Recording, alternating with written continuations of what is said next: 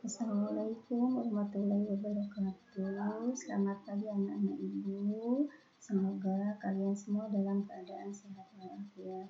Untuk pertemuan kali ini di mata pelajaran sejarah Indonesia, ibu tidak akan membahas materi, tetapi ibu akan membahas tentang pengenalan materi dan kontrak belajar sejarah Indonesia.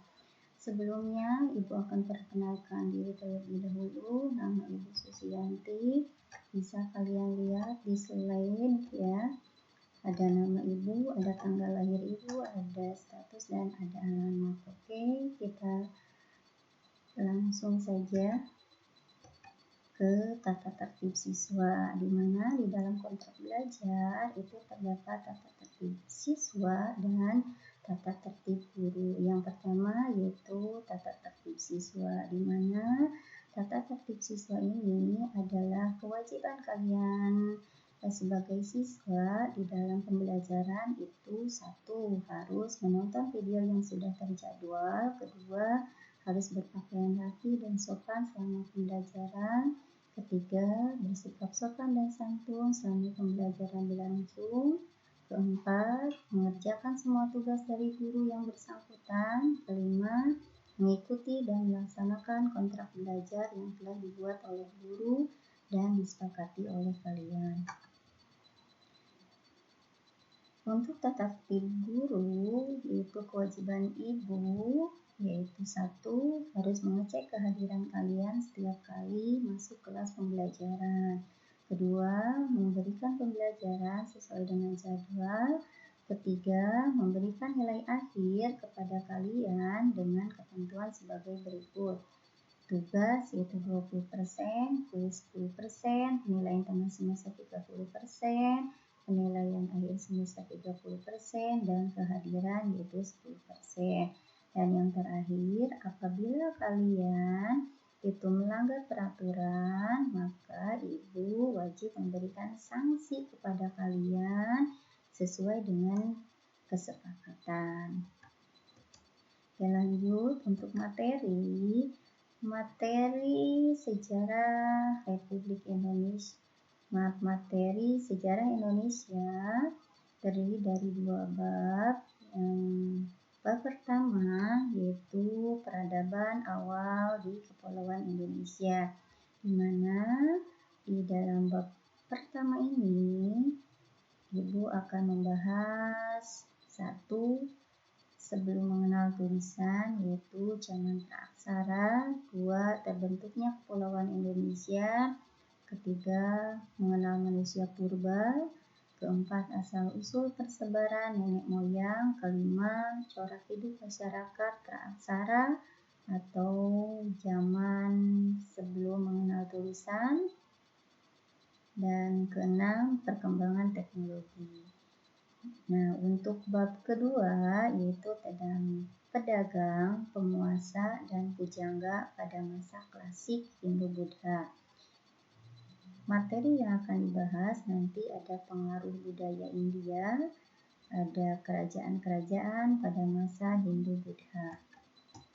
Nah, untuk kompetensi dasarnya dari bab 1 yaitu memahami dan menerapkan konsep berpikir kronologis, diakronik, sinkronik, ruang dan waktu dalam sejarah, yang terdiri dari menjelaskan pengertian sejarah, menguraikan konsep manusia, ruang dan waktu dalam sejarah, menjelaskan pengertian cara berpikir kronologis, diakronis, sinkronik dalam mempelajari sejarah, dan menerapkan berpikir diakronik, sinkronik, dan memahami serta merekonstruksi sejarah yang dipelajari.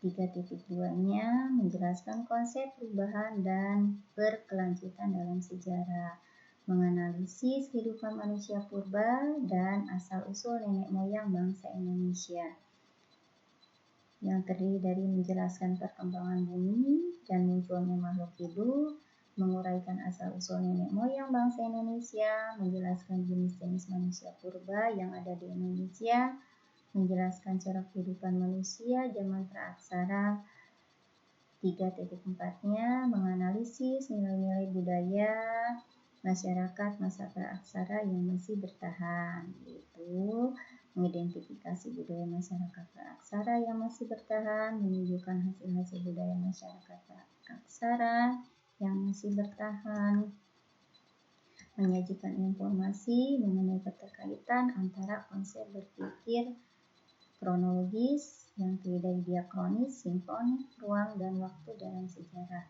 menerapkan konsep perubahan dan berkelanjutan dalam mengkaji peristiwa sejarah, menyajikan informasi mengenai kehidupan manusia purba dan asal-usul nenek moyang bangsa Indonesia, menyajikan hasil-hasil dan nilai-nilai budaya masyarakat praaksara Indonesia dan pengaruhnya dalam kehidupan lingkungan terdekat dalam bentuk tulisan.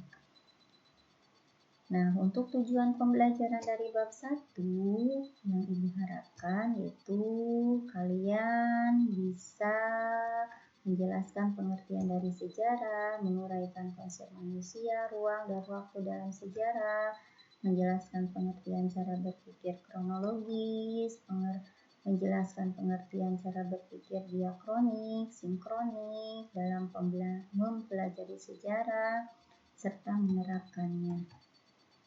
Nah, untuk kompetensi dari bab 2 yaitu menganalisis berbagai teori tentang proses masuknya agama dan kebudayaan Hindu-Buddha ke Indonesia, menjelaskan sejarah agama Hindu-Buddha, menjelaskan teori masuknya Hindu-Buddha ke Indonesia, menganalisis teori-teori masuknya Hindu-Buddha ke Indonesia, menganalisis perkembangan kehidupan masyarakat, pemerintahan, dan budaya pada masa kerajaan-kerajaan Hindu-Buddha di Indonesia, serta menunjukkan contoh bukti-bukti yang masih berlaku pada kehidupan masyarakat Indonesia masa kini, mengidentifikasi kerajaan-kerajaan Hindu-Buddha di Indonesia, menjelaskan lokasi dan sumber sejarah, keadaan masyarakat, dan kehidupan sosial budaya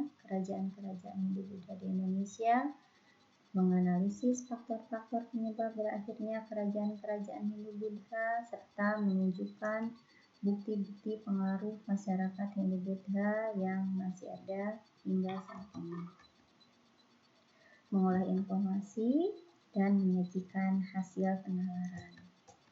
Nah, untuk tujuan pembelajaran yang Ibu harapkan di bab 2 ini kalian bisa mengidentifikasi kerajaan-kerajaan Hindu-Buddha yang ada di Indonesia, menjelaskan lokasinya dan sumber sejarah, keadaan masyarakat, dan kehidupan sosial budaya kerajaan Kutai, menganalisis faktor-faktor penyebab berakhirnya kerajaan-kerajaan Hindu-Buddha, menganalisis bukti-bukti pengaruh masyarakat Hindu-Buddha yang masih ada hingga saat ini.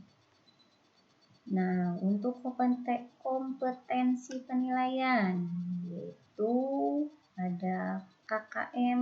KKM itu adalah kriteria ketuntasan minimal atau pencapaian nilai